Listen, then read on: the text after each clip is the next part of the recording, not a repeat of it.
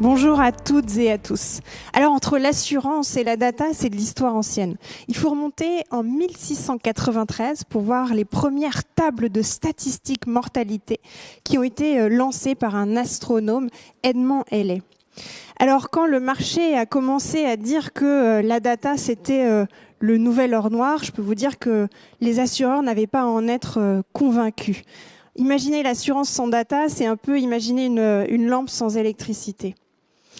Ce qui change la donne, c'est le volume de données. Quand on regarde ce qui s'est passé ces 10 dernières années, le volume de données, et on parle de zétaoctets, c'est-à-dire des milliards de téraoctets, le volume de données a été multiplié par 23. Et quand on se projette dans la prochaine décennie, ce volume sera multiplié par 45. Au-delà du volume de données, ce qui change, c'est la capacité à traiter cette donnée. Est-ce que vous savez quel est le volume de données, la puissance de calcul qui est mobilisée à chaque fois que vous tapez une requête sur Google? C'est l'équivalent de l'ensemble des missions Apollo, 17 missions Apollo qui ont envoyé des hommes sur la Lune. Alors, quand on voit ce volume de données disponible, quand on voit cette puissance de calcul disponible, la tentation est grande de se dire que la data va révolutionner le secteur. Mais comment éviter l'écueil de l'effet bulle qui peut être associé à chaque transformation technologique? Mon conseil, c'est appuyer sur pause. Et c'est faire deux choses. 1, revenir aux fondamentaux. Et 2, se pencher sur les besoins des utilisateurs. Les fondamentaux, c'est quoi? C'est d'abord comprendre ce qu'est la data science. La data science, c'est un ensemble de méthodes scientifiques qui, par le biais d'outils informatiques, va permettre de résoudre des problèmes complexes en utilisant des données collectées et exploitables. L'intelligence artificielle, dans tout ça, c'est une technique avancée de data science qui va permettre de traiter ce qu'on appelle les données non structurées, comme la voix ou comme les photos. Et les experts n'arrivent pas à s'accorder sur une définition précise, mais il y a deux caractéristiques propres et qui sont très importantes. La première, c'est l'autonomie, et la deuxième, la première, c'est l'autonomie, et la deuxième, c'est l'adaptabilité. L'autonomie, c'est-à-dire qu'un algorithme va être en capacité d'apprendre seul à exploiter, utiliser la donnée. Et la deuxième, l'adaptabilité, c'est que plus il y aura de données, et plus l'algorithme va devenir pertinent. Ce qui va être intéressant dans l'utilisation de la data, c'est la complémentarité entre l'homme et ce que l'algorithme va pouvoir apporter. Je vous donne deux exemples. Regardez cette photo. Qu'est-ce que l'homme voit? On voit un train qui a déraillé. Qu'est-ce que l'ordinateur va voir? Il ne comprend pas, il ne voit rien, il voit un tableau de chiffres. Maintenant, si je vous montre cette deuxième photo, qu'est-ce que vous voyez? Ça se passe en 2011.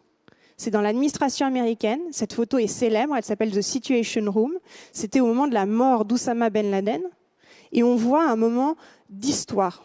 Ce que la machine va voir, c'est une mise en scène qui a été retouchée par Photoshop. Vous voyez qu'il apparaît en rouge Hillary Clinton, mais aussi les décorations des militaires. Et donc, c'est cette complémentarité qui va être intéressante dans l'utilisation de la data. Je vous disais, quand on appuie sur pause, il faut revenir aux fondamentaux et se pencher sur les besoins des utilisateurs. Se pencher sur les besoins des utilisateurs, ça fonctionne toujours et évidemment, ça fonctionne aussi en data. Sur la data, quels sont-ils? Quels sont les besoins?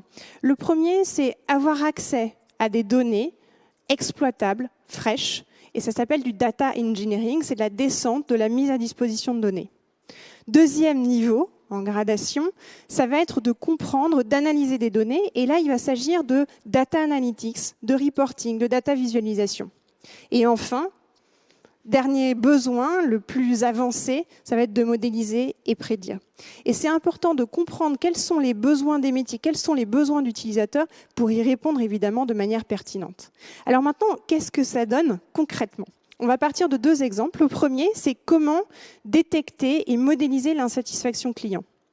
L'insatisfaction client est importante puisque, à l'inverse, la satisfaction client, c'est au cœur de la pérennité de chacun de nos business models, que ce soit dans l'assurance, mais que ce soit dans n'importe quel secteur.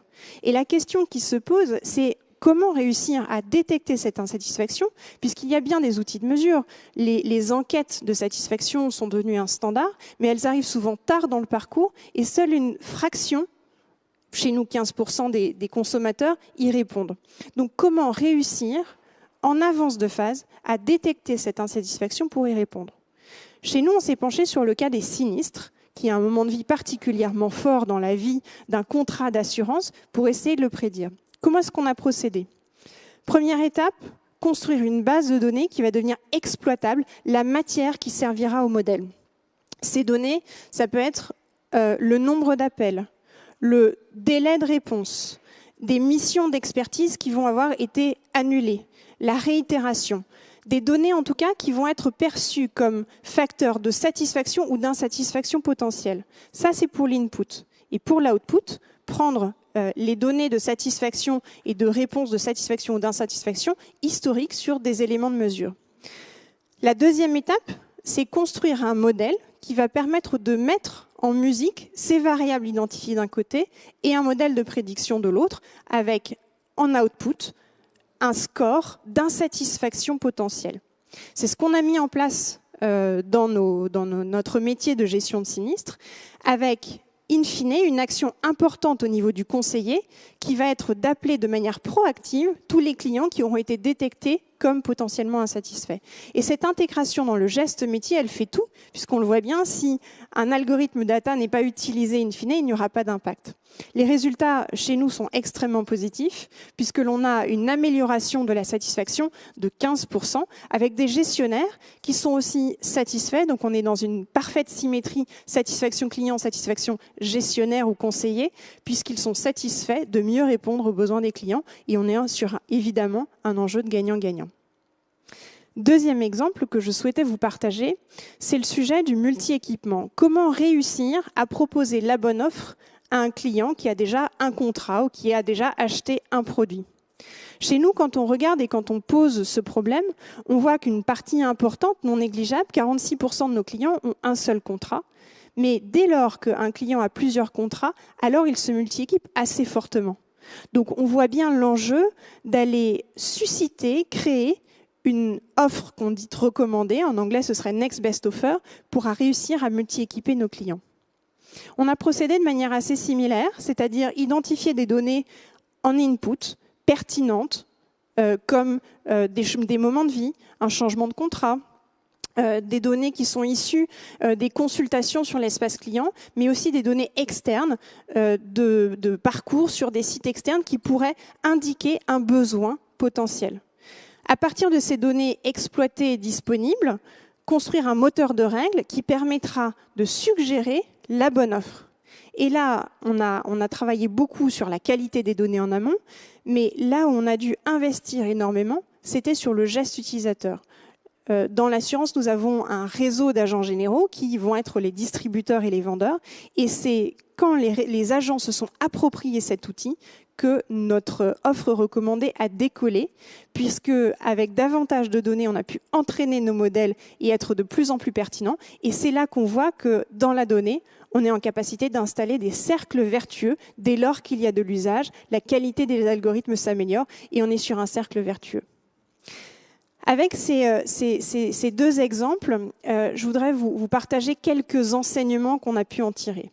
Le premier, pour que la data marche, c'est considérer la data science, l'intelligence artificielle, non pas comme une fin, mais comme un moyen. Dès lors qu'on n'est plus en push avec une conviction que la data va changer, mais dès lors qu'on répond à un besoin d'un utilisateur, alors il y a une adoption. Et dès lors qu'il y a adoption, on a des algorithmes qui vont fonctionner et qui vont marcher. Le deuxième enjeu, c'est de réussir à concentrer les efforts au démarrage sur quelques grands projets qui vont marquer, qui vont participer justement à cette acculturation, à cette utilisation de la donnée. Troisième enseignement, c'est réussir à investir sur la qualité des données en amont. On a fait certains projets qui ont duré plus de 2 ans, mais dont 1 an et demi, voire 20 mois, à travailler sur la qualité de la donnée source. La partie algorithme de data, finalement, peut être réalisée assez rapidement dès lors que la donnée est de qualité. Et puis enfin, communiquer sur le ROI, pour éviter justement cet effet bulle où on investirait à perte, communiquer sur le ROI, que ce soit en euros, que ce soit en satisfaction client, que ce soit en efficacité opérationnelle. J'espère que ces quelques clés vous serviront pour vos projets futurs data.